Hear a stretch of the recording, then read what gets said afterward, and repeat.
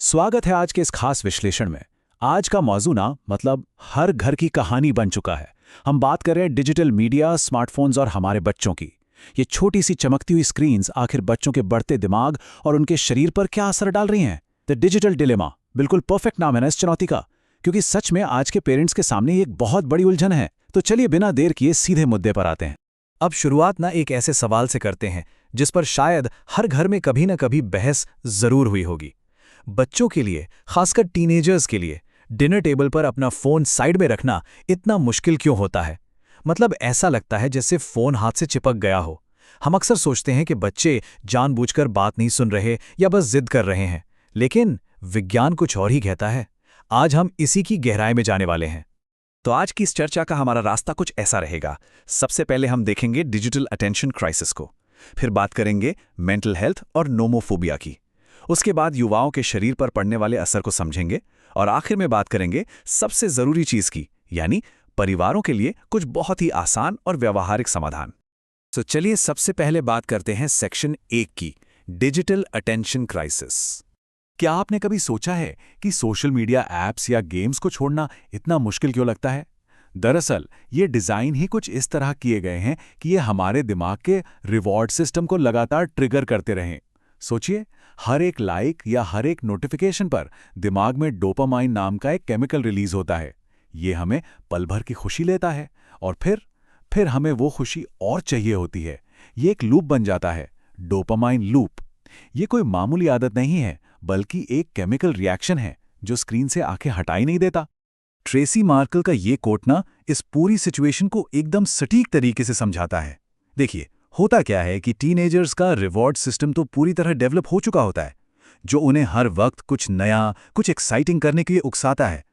लेकिन उनका executive control centre, यानी दिमाग का वो हिस्सा जो खुद पर कंट्रोल रखता है, ब्रेक लगाता है, वो अभी भी बन रहा होता है। तो इसका सीधा सा मतलब ये है कि किशोर कोई जानबूझकर आपकी बात को इग्नोर नहीं कर रहे हैं। बायोलॉजिकली ही उनका दिमाग उस पूरी तरह से एक्टिवेटेड रिवॉर्ड सिस्टम पर ब्रेक लगाने के काबिल नहीं है। आगे बढ़ते हैं सेक्शन 2 की तरफ, मेंटल हेल्थ और नोमोफोबिया।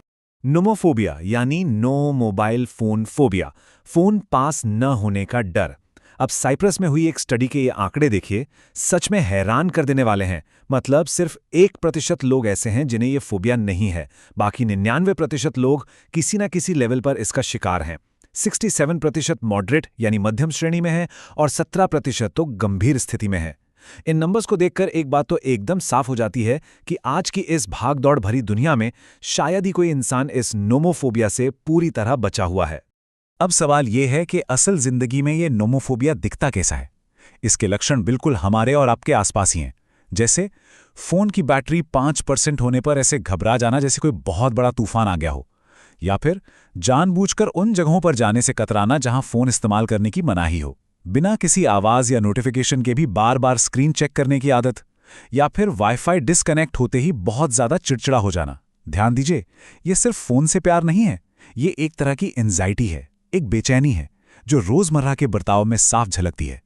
और हाँ, अगर बहुत कम उम्र में ही स्मार्टफोन मिल जाए तो इसके खतरे और भी बढ़ जाते हैं।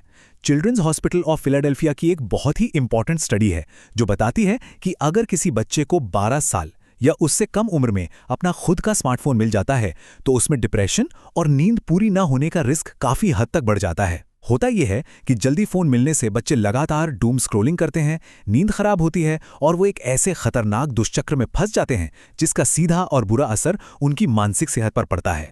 चलिए अब मेंटल हेल्थ से आगे बढ़कर बात करते हैं सेक्शन 3 की, युवाओं पर होने वाले शारीरिक प्रभाव। जरा इस तस्वीर को देखिए। बाईं तरफ एक हेल्दी स्पाइन यानी स्वस्थ रीढ़ की हड्डी है, पोस्चर एकदम सीधा, न्यूट्रल, जिस पर न के बराबर तनाव है।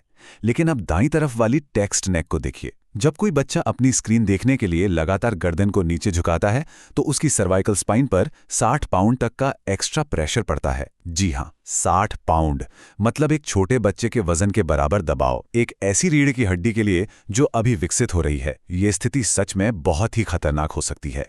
2 घंटे। अब आप सोच रहे होंगे कि ये 2 घंटे क्या हैं? रिसर्च बताती है कि स्क्रीन से जो नीली रोशनी यानी ब्लू लाइट निकलती है ना, वो हमारे शरीर में नींद लाने वाले हार्मोन मेलाटोनिन को पूरे 2 घंटे तक के लिए रोक देती है। तो अगर बच्चे रात में सोने से पहले फ़ोन पर स्क्रॉलिंग कर रहे हैं तो वो सिर्फ उस रात की नींद ही खराब नहीं कर रहे, बल्कि अगली पूरी सुबह का रूटीन बिगाड़ रहे हैं।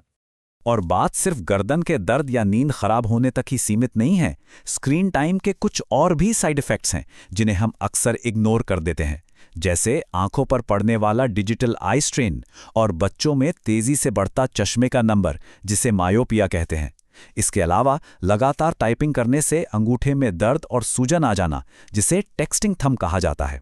और सबसे बड़ी बात, घंटों तक एक ही जगह बैठकर फ़ोन चलाने की वजह से बच्चों का बाहर जाकर खेलना कूदना लगभग ख़त्म सा हो गया है।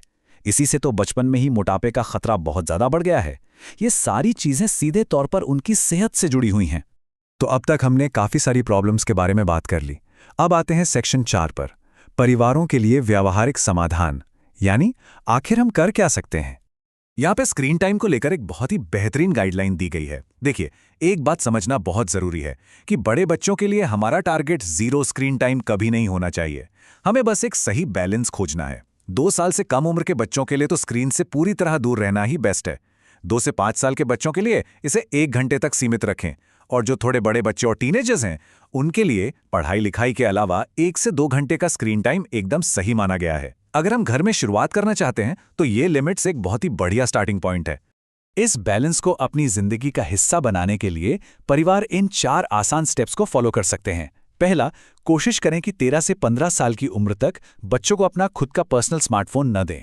दूसरा, और पर्सनली ये आइडिया मुझे बहुत शानदार लगता है, रात में सनडाउन टाइम्स तय करना, मतलब एक ऐसा फिक्स टाइम जिसके बाद घर के सारे डिवाइसेस एक जगह रख दिए जाएं। तीसरा, घर में टेक फ्री जोन्स बनाएं, जैसे कि डिनर टेबल जहां फोन लाने की सख्त मनाही हो। और चौथा, छोटे बच्चों को अकेले स्क्रीन पर ना छोड़ें, उनके साथ बैठकर चीजें देखें ताकि आप उनसे बातचीत कर सकें और उन्हें समझा सकें। अच्छा, अगर बच्चे पढ़ाई या होमवर्क के लिए बहुत देर तक स्क्रीन पे काम कर रहे हैं तो ये 20-20-20 रूल एक मैजिक ट्रिक की तरह काम करता है। रूल बहुत सिंपल है। हर 20 मिनट के बाद अपनी स्क्रीन से नजरें हटाइए और 20 फीट दूर किसी भी चीज को कम से कम 20 सेकंड्स के लिए देखिए। बस इतना है। ये एक इतनी आसान सी आदत है जिसे अपनाकर डिजिटल आई स्ट्रेन को तुरंत और बहुत हद तक कम किया जा सकता है। तो इस विश्लेषण के अंत में हम एक बहुत ही गहरे सवाल के साथ आपको छोड़ रहे हैं। इसमें कोई शक नहीं है कि टेक्नोलॉजी ने हमें कमाल के टूल्स दिए हैं, लेकिन असल दुनिया के जो इंसानी रिश्ते हैं, जो आमने सामने की बातचीत है, उसकी जगह कोई भी चमकदार स्क्रीन नहीं ले सकती। परिवार इन दोनों के बीच वो नाजुक सा संतुलन, वो परफेक्ट बैलेंस कैसे बना सकते हैं, ये सोचने वाली बात है, और हर घर को अपनी अपनी स्थिति के हिसाब से इस पर काम करना होगा। उम्मीद है कि आज की इस चर्चा से हमें उस हेल्दी डिजिटल भविष्य की तरफ अपना पहला कदम बढ़ाने में ज़रूर मदद मिलेगी। हमारे साथ इस विश्लेषण में जुड़ने के लिए आपका बहुत बहुत धन्यवाद।